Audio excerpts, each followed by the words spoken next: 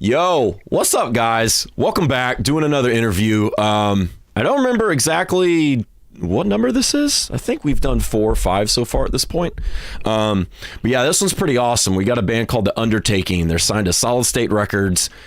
Badass music for fans of Every Time I Die. Definitely got a lot of E-Tid vibes going on there. It was freaking awesome. Check out their song. Oh man, I forgot the name of it. What is it? No Friends. He's gonna kill me for this. I'm sure he'll tell you in a second. But yeah, anyway, we're stoked to have The Undertaking on. And again, thanks to Timothy for Aurafest, from Aurafest for putting this on and continuing to let us do these interviews for all these badass bands and for Aurafest and everything. So yeah, without further ado, we'll switch over here. What's up, man? How you doing, buddy? Good. How are you feeling? Oh, super good, man. Super good. Awesome. Thanks for having us on, and appreciate you giving us an opportunity to talk about our music. Yeah, absolutely. That's what everybody in bands loves to do, right? Is always talk about their music, for sure. To allow me to talk about our music specifically, like uninterrupted, is just like the greatest gift, because oftentimes most people don't want to listen to us talk about our music. So hey yeah, guys, I'm in a band, and then they're like, okay, cool, see you later. Yeah, great. Yeah, I completely understand where you're coming from. Yeah, I think I forgot the name of the music video that I was trying to reference there. What was the one? No Friends. No Friends. So, okay, that was correct. Okay. Yeah. But yeah, anybody on YouTube that's watching right now, there are links. There's a link to that video in the description. So if you just go into the description and next to music video, you can go watch their video for No Friends. And there's also other links down there for their Spotify, Instagram, Facebook, all that good stuff. So yeah. So you guys are based out of California, specifically San Diego, right? Yep. We're all in North County, San Diego. Yeah. What's we were talking about how much it's been raining over there, and how you said something about a bridge collapsed or something because it's just been raining so much.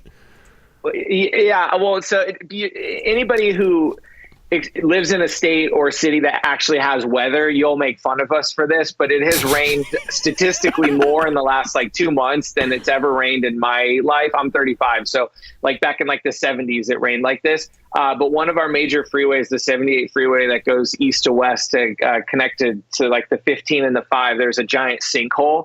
And so there's been, it's been shut for 2 weeks while they try to repair it. And these poor guys are trying to repair this freeway, but it keeps raining. So it's kind of just a disaster out here. None of our infrastructure is built for this much rain. But it's all good. We need it because I guess California is perpetually in a drought. So it is what it is. Yeah, for sure. I'm not sure if you remember, maybe not, but a few years ago, Atlanta kind of had... Well, it wasn't similar. It was kind of the opposite. We had snow, quote unquote, but all of the news outlets labeled it as snowpocalypse because it was only about 2 inches of snow. But what ended up happening was, speaking about infrastructure, we don't really have that here, and we didn't prepare for it. So what ended up happening was, even though it only snowed for 1 or 2 inches or so, it just immediately turned to ice because there wasn't any prep for it, and it shut down everything. I mean, it was ridiculous. Yeah. I think this was 2013. So I guess every city kind of has their own little quirk about that. But yeah, that's pretty funny. But besides that, though, San Diego definitely has a reputation for being a gorgeous place to be and to see and visit and live in, not just scenery, but also weather related. It's 71 degrees year round, pretty much, right? It's pretty consistently nice. That's the nice part about living here. To the point where we travel out of state to play shows and stuff, and we freeze to death if it gets below 50. And we did a week run up the West Coast in November of last year, and we hit some snow, and it was we've had to bust out the Huskies in our dog sleds to traverse through the roads. Yeah, that seems like a little bit of a downside to living in such nice weather all of the time, is that you build up no adaptation to either extreme. No, exactly. It's too hot. We all start to complain. Yeah. It's like it gets to 80 degrees. It's miserable. It gets to 50 degrees. We're all freezing. Yeah. So yeah, we're not acclimated to any sort of weather whatsoever. Yeah, the gift and the curse, I guess. Yeah, exactly. But yeah, so you guys have a show coming up in Georgia pretty soon. It looks like you guys are going to be at the Sentient Bean April 14th. It seems like you have I have a couple of dates here. Perhaps you can fill in the rest of these, but it looks like April 12th, you're playing at the Brickyard in Knoxville, Tennessee. April 13th, you're playing at Firehouse in Birmingham. And then, the 14th, you'll be in Savannah. Is that part of a tour, mini tour, weekender, week-long kind of thing? Like, what's happening there? Yeah, well, it's part of a week-long run. We're out on the road for 8 days, and I kind of despise calling that a tour, because like by no means is that a tour. And so we're always telling people, yeah, we're going on a short run. And it's like, I apologize to any bands that I offend by saying this, but sometimes people will be like, big announcement coming up tomorrow. And then you're like, oh, what is it? And you stay tuned, you log in and whatever. And they're like, oh, we're going on tour. And it's like 4 days. And you're like, bro, that's not a tour. I don't think many people are going to argue against you with that.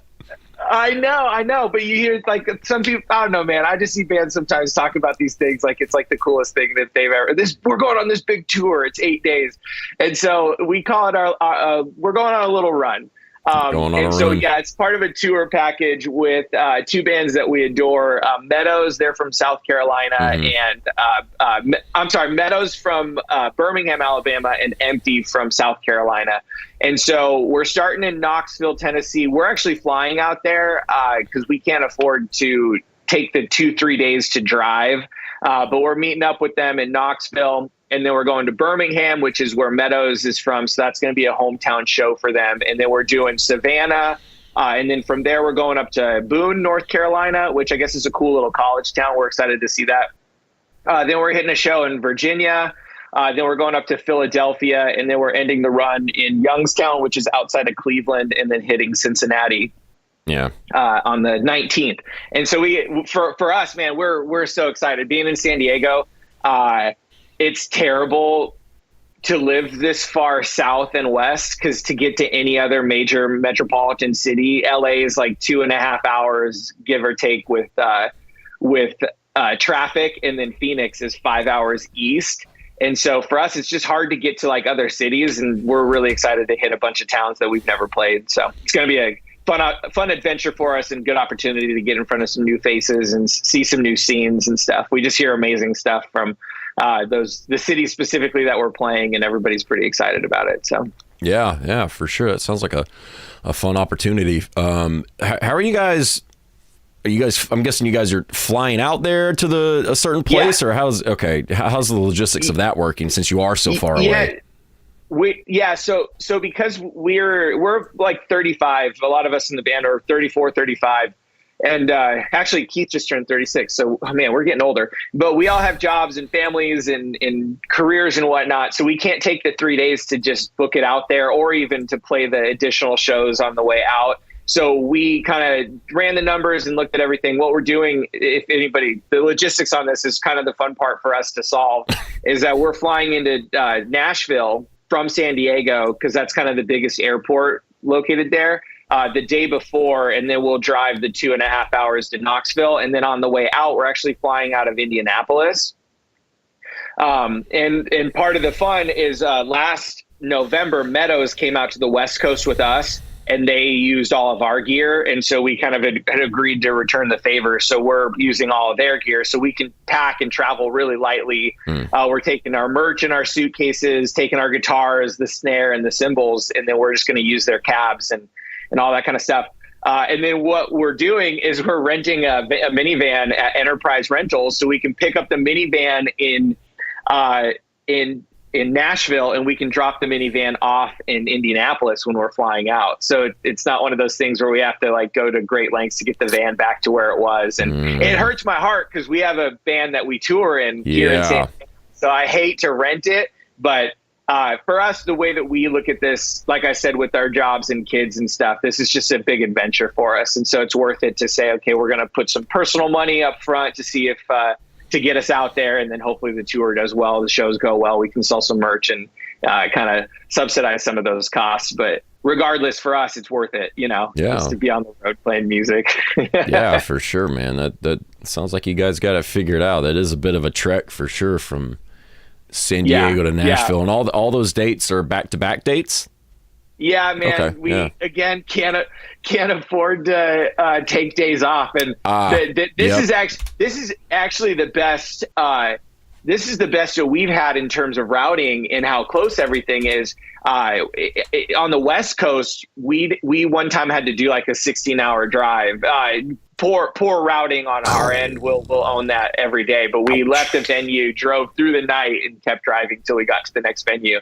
And so for us, like the longest drive on this run is 6 hours. So that's nothing for us. Yeah, it's a lot better than 16. Yeah, that's one of those things where we see it and we just realize, okay, this is something we got to do. And then after it was done, all of us agreed to never do that again.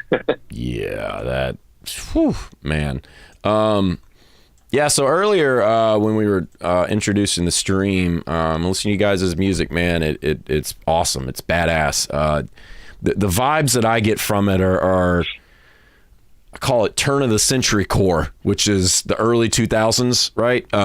But specifically, Every Time I Die. I'm sure you guys probably have heard that before. Definitely some E-Tid vibes. A lot of specifically from Gutter Phenomenon kind of reminds me of. Maybe even a little bit of kind of Hot Damn or Last Night in Town thrown in there. What genre of music would you consider your band, first off, specifically? And what are some big inspirations that you guys pull from that you think comes out in your music the most? Yeah, well, I mean, you nailed it. So turn of the century core, I've never heard anybody describe us that, but that's really good. Like I said, we're 35. So we grew up and we were in high school in 2001, 2002, 2003, 2004. Like Hot Damn came out when we were probably sophomores or juniors in high school. You had Norma Jean, and their big album that came out around that time. And so those are the influence that we're going to pull. The Chariot, Every Time I Die, Under Oath, Norma Jean, He Is Legend. And then we try to spruce it up with some more modern stuff. But for the most part, we're definitely going to pull from our inspiration and references from back in the early 2000s.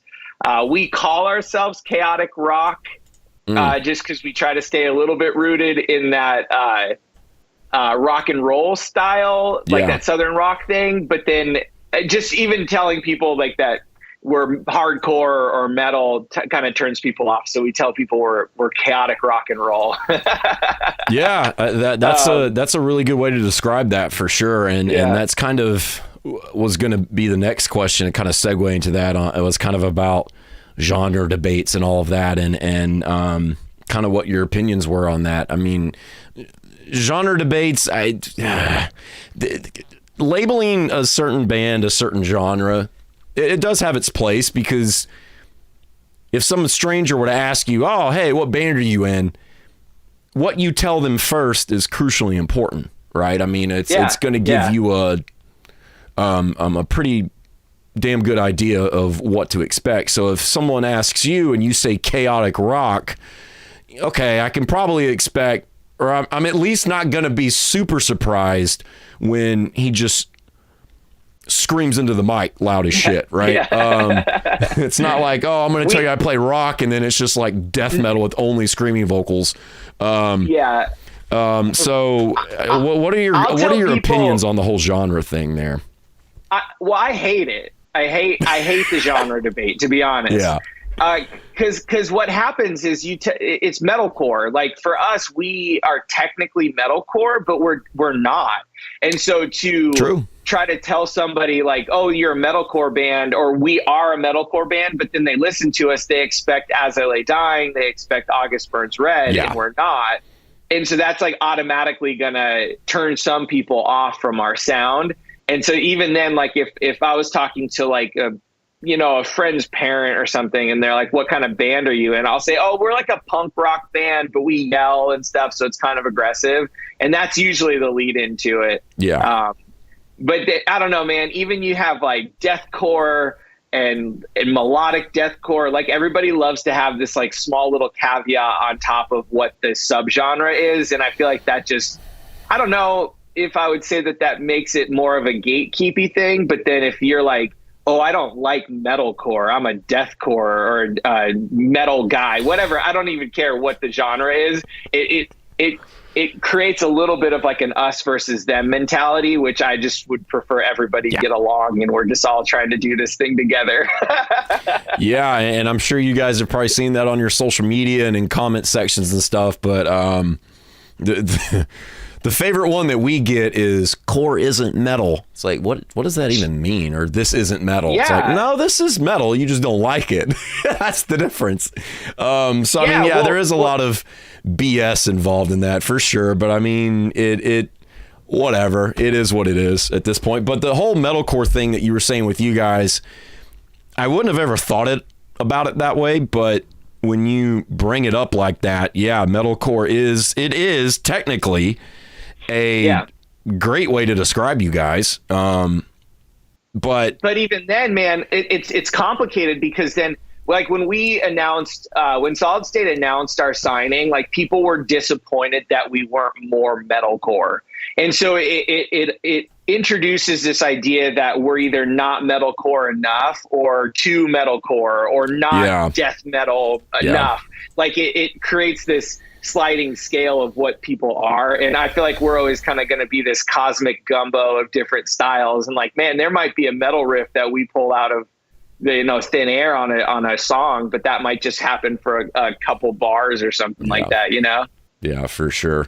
Yeah, the whole metalcore description of you guys, I mean, if you're talking about metal mixed in with hardcore, yeah, you guys are it. But I think with the way metalcore is nowadays, if you were to say that to somebody, they're going to think of August Burns Red. They're not going to think of Gutter Phenomenon, Every Time I Die, right? So it is what it is. Well, even that for a while, was that like Southern core or Southern hardcore? Like that even had like a subgenre of it. What was it? I want to say people, if I can remember correctly, I want to say I never heard Southern core, but it was like Southern metal. I think that's what it was. Yeah, Southern metal, like party core. I even heard when they came out with Gutter Phenomenon. That definitely had more of a rock party kind of vibe to it. Yeah, I mean, Gutter Phenomenon in the background was perfect party music, right? But Hot Damn was more not party music per se, but more I don't know. It's kind of hard to explain. But are you a fan of Every Time I Die? Oh yeah. Yeah. Okay. Especially their older stuff. Yeah. Oh, when they broke up, that broke our hearts. We actually got to see them. They were on that tour that they broke up on, and they did a one-off show in Southern California for the Violent Gentleman, like 10-year anniversary or something. And we went to that. It was the most rowdy show I've ever been to. And so to be able to see them like one last time before they broke up was pretty meaningful. Yeah, but that was awesome. We love them. I saw them once, and the only way I can describe it is it was a party. That's just it. It went from, and this was at the old Masquerade that we don't have anymore. So I remember it specifically. It was in Heaven at the old Masquerade, and they went on, and it just, the entire mood in the entire venue changed from, because if you see metalcore, deathcore bands, metal bands, you might be having fun, but there is this kind of vibe of moshing and like heavy shit's happening, and people are kind of like a little angry and stuff, right? When they went on, everybody was friends, and it was just like a party. It was just get drunk and have fun. I can't really explain it, but that's how the vibe of the entire venue changed. And no, it was fun as shit for sure. Well, that's super inspiring for us because that's what we try to do. I'm never going to say that we have like the wildest stage presence or wildest show, because that compares you to the Chariot, old stuff, and Dillinger, and just some of the crazy shows that you used to go to. But that's like a vibe that we try to bring, where we hop off the stage, we're jumping in the crowd, we're doing all this kind of crazy stuff, trying to just engage people to say, hey, we're in this together. Like, there's no stage that separates us from you. Yeah. And I feel like we're starting to get a good grasp on that, especially on our last couple of runs that we had last year. We kind of dialed in our set, so we're really excited. We're playing some small rooms on this run. One of the shows is a basement show in Philadelphia, and that's like we're gonna destroy the place. That's gonna be awesome. It's gonna be so good. Yeah, it's gonna be badass for sure. Catch up on a couple comments here. Gilberto, man, I can't pronounce that. Gave him metal horns. What's up? Hudson, the Undertaking is the best. Yeah, we love Hudson. What's up, buddy? Cool. So yeah, you spoke a little earlier about you guys being on Solid State. I mean, that's amazing. Damn, that's awesome. Yeah. What always kind of interested to hear about whenever we have bands on that are signed, how that process happened. I mean, did you guys reach out to them? Did they reach out to you? How did that unfold, and how did you guys actually get to where you are now with that label? Yeah, our relationship with Solid State's a little bit complicated. So we had a 1-album deal. So we just released an EP that's independent again. So just to clarify that on the front end, but it was a once in a lifetime opportunity for us. And it all happened because of COVID, which is so bizarre because so many bad things happened in COVID. But for us, like, one of the coolest things to ever happen in my entire life was pretty much because of that. So in May of 2020, we had released 4 songs. We had played about 8 shows in 2019. We capped off 29. So just one caveat to this whole thing is 3 of the members in the band, me and 2 of the other ones, their drummer and guitarist Keith, we played music together in high school.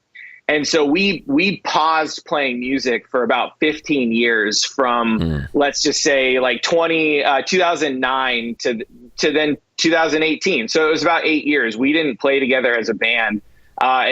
And all of a sudden in 2018, we started to throw some text around just to say, hey man, like, this is something that I'm missing in my life, and I really want to play music again. And so through that, we were able to kind of get the engine going. And through that process, we released and recorded and released a 5-song EP that's pretty garbage at this point. Doesn't sound great. We're not super stoked on how it sounds, but we needed to get music out there so we could play some shows.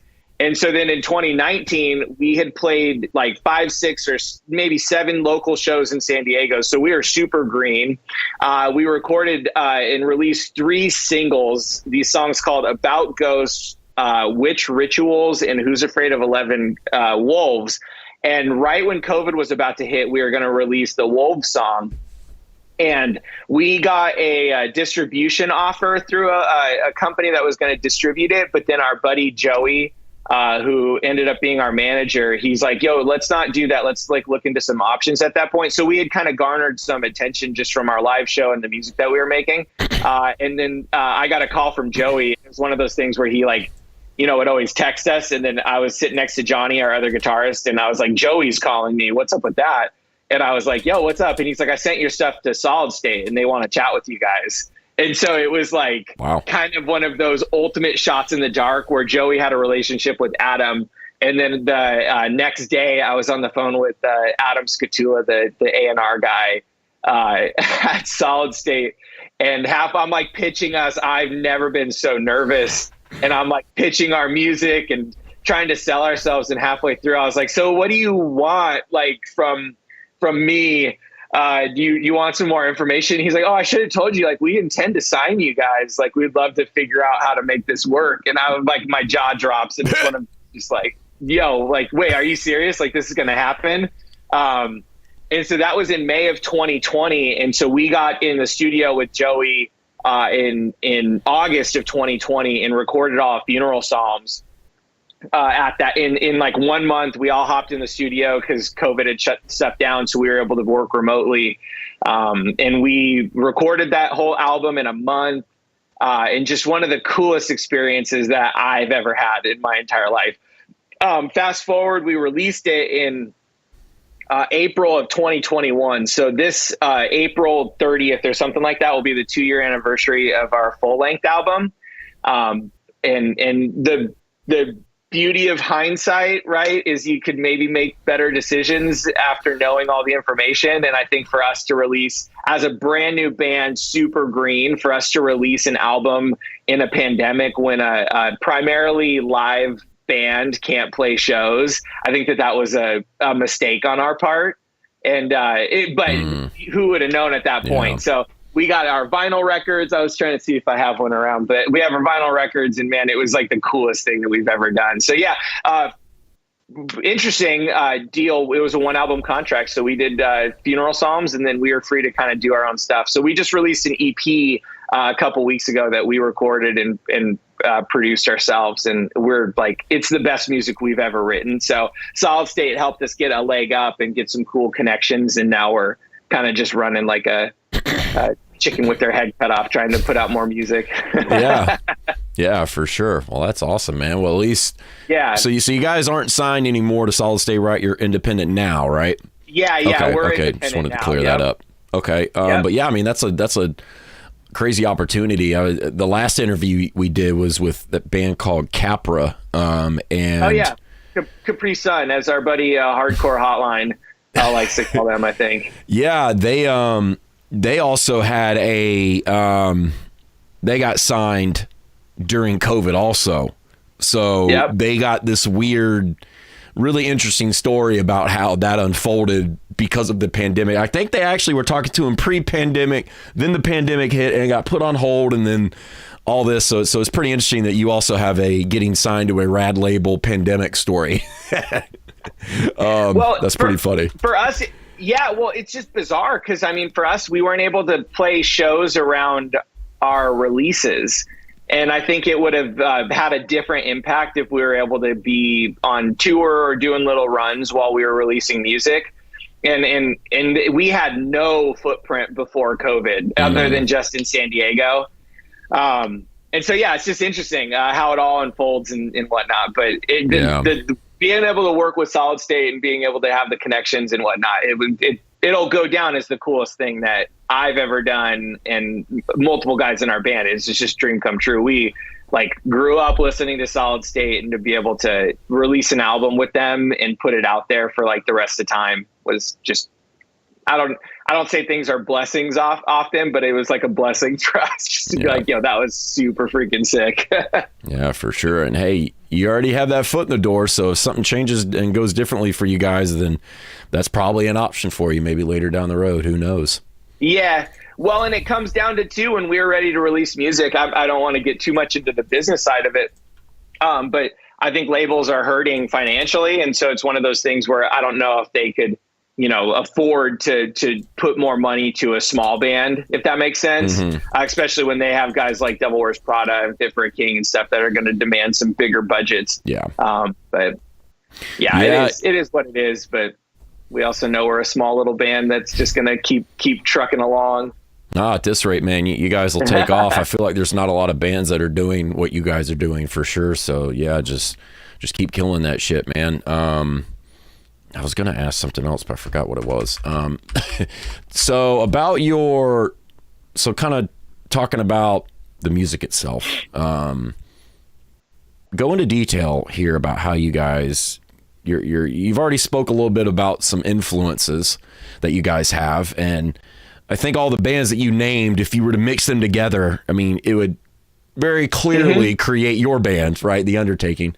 Yeah. But kind of go into your writing process, your creative process, and also the recording process. I mean, do you guys do demos and then send it off? Do you just do everything in the studio? Do you write during practice? Is there the one band dad that writes everything? And what is you guys' dynamic as far as, okay, let's create new music now? For better or for worse, we're an extremely collaborative band. And so at times that could be a very slow process, and at other times it can be like lightning in a bottle. So we look, I don't want to put my foot in my mouth in case things change, but we will probably never be a band that gets together in a room and starts from scratch writing a song. I don't think that that's how we work. So let me explain that. Our drummer, Brent, is an EDM producer. So he makes dance music all day. So he has his own studio. Our other guitarist, Johnny, has his studio too. So basically what happens when we're starting to write a song is either Brent or Keith or Johnny will sit down and they'll scratch out like a couple riffs or a structure of a song. And usually what happens is it'll get sent to the group. And then if we kind of generally agree that we dig a song, Brent will take it and kind of chop it up, hack it up, and kind of mess around with the structure, mess around with the timing, add some digital drums. And through that process of sending the riffs back and forth just separately at our own time, we'll kind of piece out and map out together a roadmap for a song. And then usually for me, as they're doing that, I'm kind of playing around with ideas, but I don't really like to put vocals on top of something until their ideas are done, primarily because I'm a terrible musician. And the guitarists, Keith, Johnny, and Brent are like amazing at their instruments and just the way that they see music. And so they come up with some really complex timing and different patterns that aren't naturally like intuitive in terms of how to put vocals over it. So I see it as a puzzle to be solved, where I'm going to try to take the complexity of what they've done and simplify it by like piecing together lyrics and melodies that go over it. So when you're listening to the song on like a first glance or a first pass through, you're not maybe picking up on the intricacies of the music, but then as you kind of dig into it, you'll start to uncover more of kind of just the fun that we had in putting this together.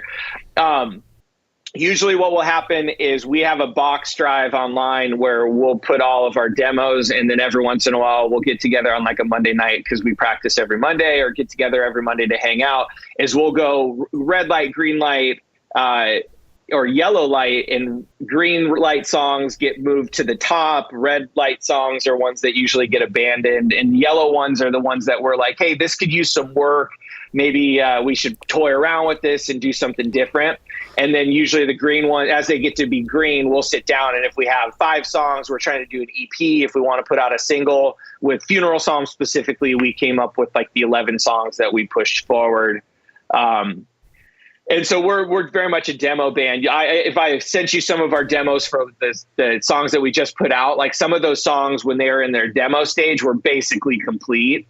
And then with Funeral Psalms, with the budget that Solid State gave us, we were able to go to Joey's studio and record.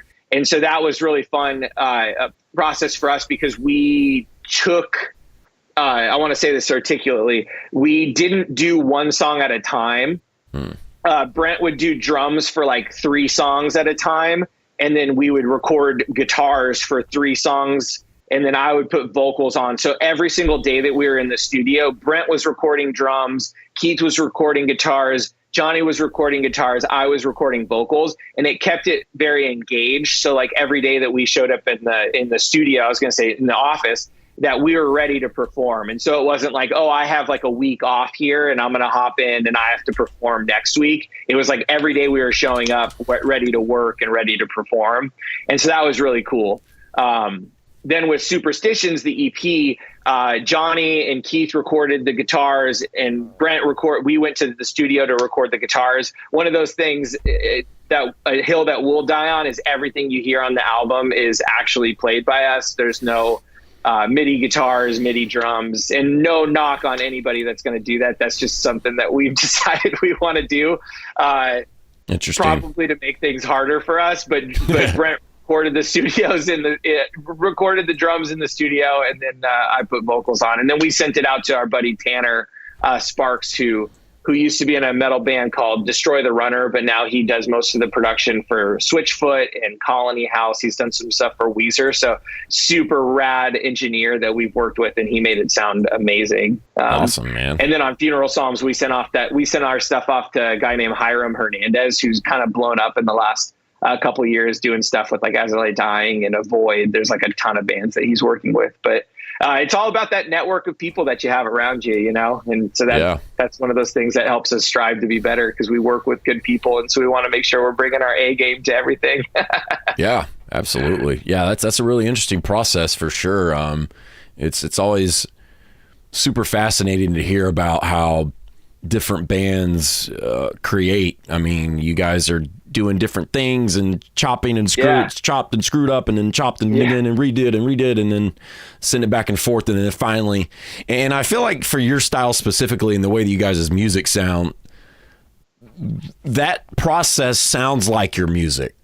If that's kind of hard to explain, right? It's just, there's a lot of stuff happening. There's a lot of back and forth. There's a lot of changes. There's a lot of time signatures, this, that, boom, boom. So it almost... For better and for worse, man. Yeah, it almost...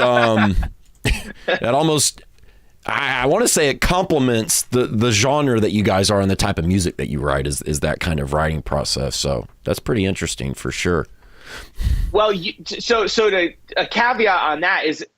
like it's very rare that one of us will write a song that comes out fully fleshed on its first pass. And part of that is because there's a concept for us that it's like, we gotta make this the Undertaking. And if Johnny writes a song on his own, that's not the Undertaking, because Johnny's going to approach it a little bit more from a singer-songwriter perspective. And then Keith is going to come from like the more Dillinger Escape Plan side of things.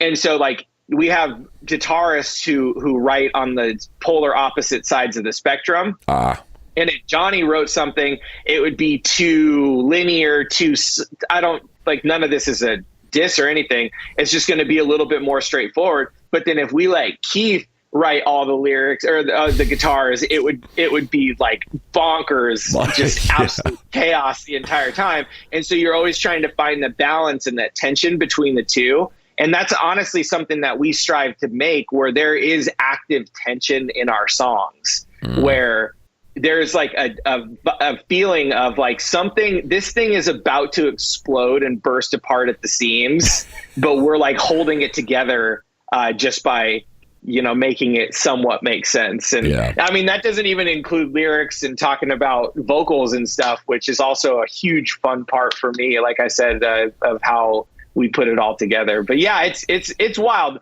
I wouldn't change it for the world. I think one of the funnest things for us creating music is writing. And there's just something so invigorating when we crack the code on a song and we all land on an idea that we like it's just like one of those, like you put your hands in the air and you're just like, yeah, we got something here. This is it. Yeah. 100%. That's awesome. So you said that you guys use real drums on your recordings. Is like even the snare sample, the kick sampled at all? Is there like a blend of that, or is it just all raw drums? No, it is. There are samples on top of it, and I wish I could say that it was all like a very raw, organic sound. But yeah, we'll put samples on top of that. But yeah, you can still get that sound that you're going for, and still have a little bit. So you kind of have to have samples on at least the kick and the snare nowadays. But you definitely can lean into the other side of that, where it's okay, we want to not go down the super sampled route, right? Yeah, well, even just, it's not like a MIDI, it's not on the grid where somebody's just like placing kick drums here. Like there's like an organic feel to Brent actually playing the drums. And again, I'm sure like we should probably do that with the technology available to us now. I mean, if you were a different genre of music, perhaps, but yeah, I feel like with the type of music that you guys play, that style of writing and recording fits that, right? Yep. Now, for other bands, no, maybe not. But, I mean, it is what it is. I think that how tight it is to the grid, how produced or overproduced, quote unquote, it is, works for different bands based on just what their sound is. I mean, if you were to listen to something like, what is something? Let's say Mick Gordon's Doom soundtrack, right? I mean, that's one man writing an entire soundtrack for a video game that's all just metal and over the top, heavily distorted synth and sound design.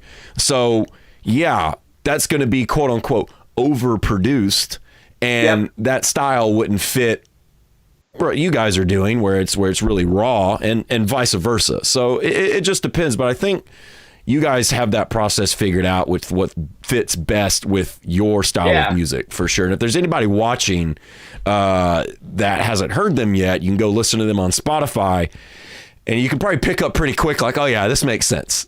Like, they definitely want to lean into the whole, or a little bit more of the natural, more raw kind of sound from the studio, for sure. Well, and that's if we have time in the writing process, we love to jam out our songs, and then you kind of take something that's like you're working on in the box and then bring it into a live setting, and then realize like, oh, that didn't really play live. Yeah. And then take a song on the road, play it a couple times, and be like, oh, the audience wasn't really picking up on this part, or maybe we could stretch this out. And so we're going to stretch and pull and break apart songs till the end of the day.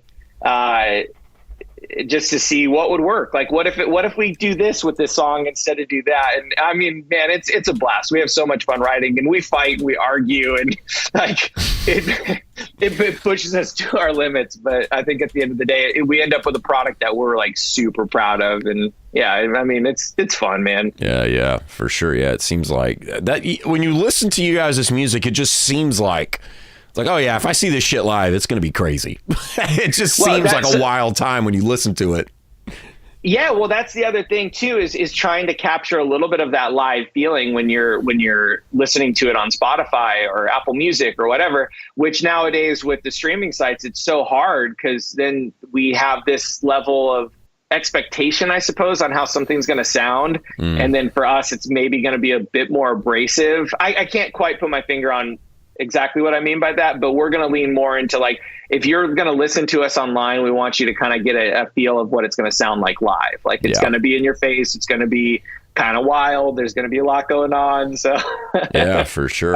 Yeah. And the recordings and you guys' track definitely reflects that 100%. So kind of speaking on the, no problem. Kind of speaking on the live setup. So if you guys have that approach towards the instruments and the writing process and the recording itself in the studio, what do you guys do live? As far as, do you play to backtracks or backing tracks or click tracks? Does your drummer play to anything? Does he not? Is it just kind of raw? Is it just kind of you vibe off of what's happening? How do you guys set that up live? Yeah, I'll cut to the chase, because we've toyed around with like all the different options. So our drummer is playing to a click.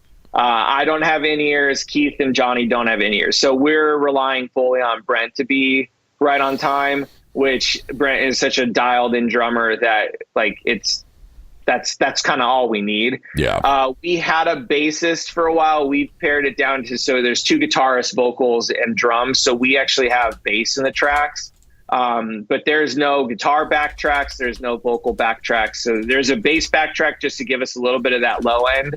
And then, Brent's playing to a click. So our live show is pretty nimble in the sense that we got our 2 amps on stage, we got drums on stage, and then hopefully a bass cap that we can play with. So it's got a little bit of that, the speaker, noise on stage and stuff. And so, it's a pretty dialed back sound, but then the whole time, like that, like, what do we bring when you come and see us live? Like, I'm running 5 miles every other day. I just played basketball last night so I can stay in shape, because I am moving the entire time we're playing. Yeah. And we just played a show in, I'm looking at the calendar. We played a show in mid-March just to kind of get the wheels spinning again. And like, I almost vomited at the end of the show because I was so tired. And I was like, okay, I gotta put in the work, man, to like get up the cardio shape. Yeah, for real. And so that's kind of the thing. When we practice on Mondays, we try to go hard. We're going 60% of like show performance speed, I suppose. But just like, we're moving around during practice so that Johnny's practicing like, okay, in this part, I can do this move. And nothing's choreographed, but we're definitely all moving around and jumping and climbing on stuff. Yeah, that's really important. And I don't think you hear a lot of bands doing that, where, obviously practice and run through the songs, but having a separate practice where you play at pretty high intensity or full intensity. Like, all right, we just got done running through the songs to kind of understand the drum patterns and the riffs and what's happening and how the set is laid out. Now let's play it like we're playing in front of 10,000 people, right?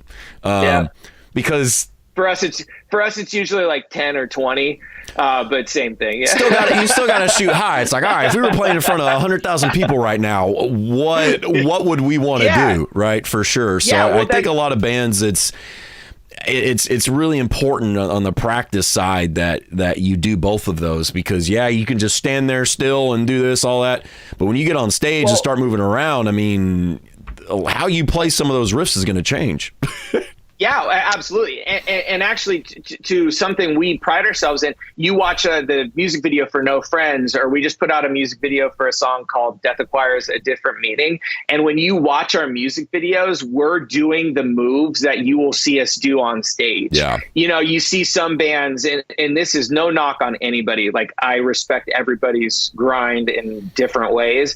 But like, you see music videos where people are moving around and doing stuff, and then you go and see them live and they're not moving around, and that like again, that's fine. That's just the decision that we've made, is like the moves that you see us do on music videos, you're also going to see us perform those live, and like it's fun, man. We have an absolute blast. And I was just doing an interview the other day where it was one of those things of no matter if it's a practice or there's 5 people or 100,000 people, we dial it back down to like, we are doing this to have fun. So let's perform for ourselves and just have an absolute blast. And that was something we lost in the last couple of years too, where, you know, you sign to a label and you start comparing yourself to other bands. And we really focused on, hey, we're doing this to have fun. And let's be really selfish about this whole experience of playing shows, writing music. Like, this is for us. This is something that we get something out of. And then the fact that we can pull people into our live performance or our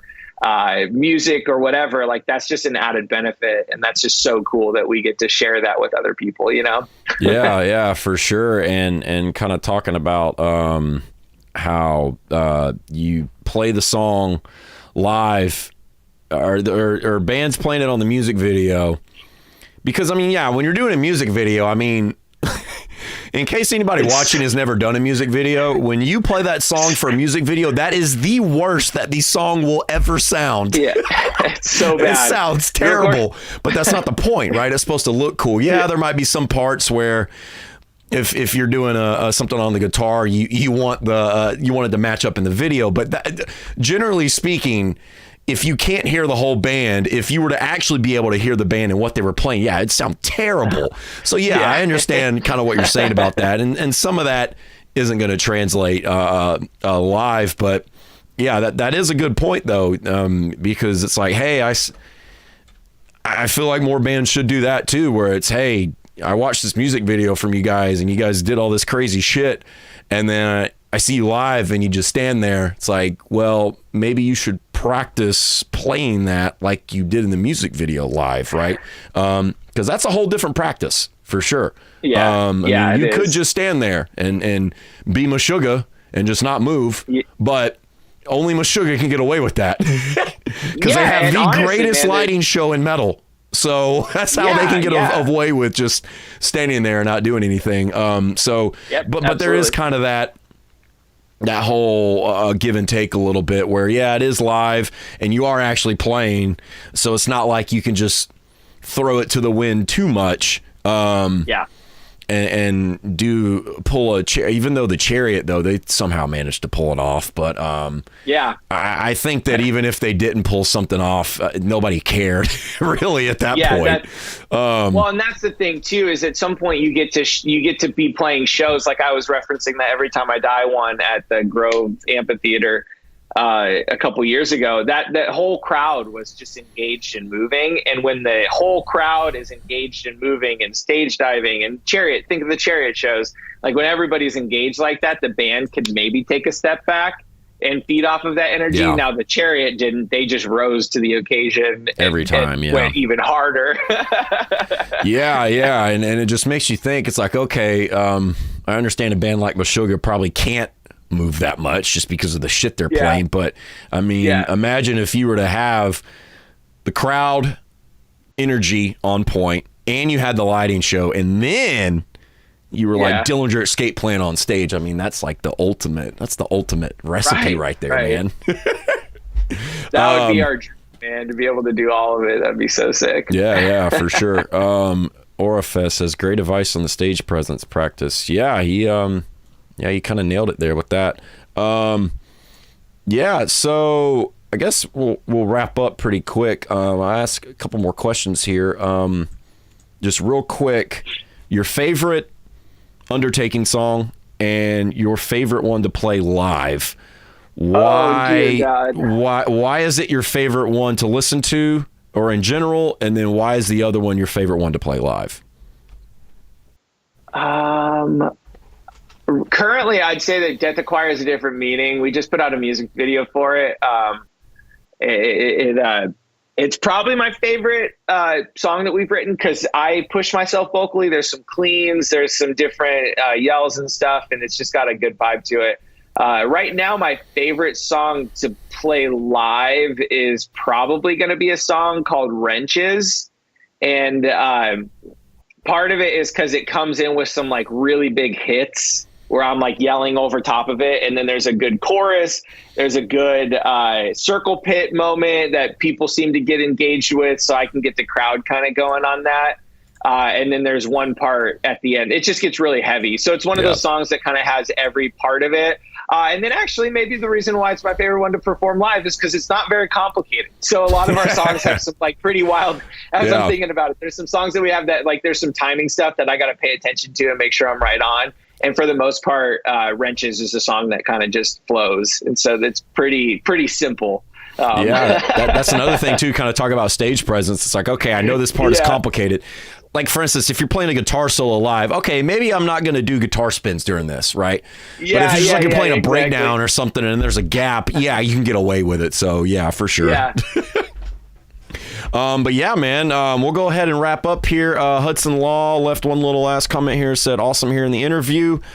Death Acquires a Different Meaning is my current favorite song too. -2. Oh yeah, O Negative sick. We have that in the rotation on our set. So nice. Also we play 9 songs. Like I'm not like a talker on stage. I'm not doing any of like the Hate 5-6 speeches that you've been seeing lately. Like we just kind of stay pretty quiet for the most part. We play 9 songs in like 30 minutes, so we just freaking bang through it. Yeah. Hey man, that's the way to do it for sure. But yeah, Austin, if you'll go ahead and hang on for a sec after we close the interview, so don't dip out yet. Yeah, of course.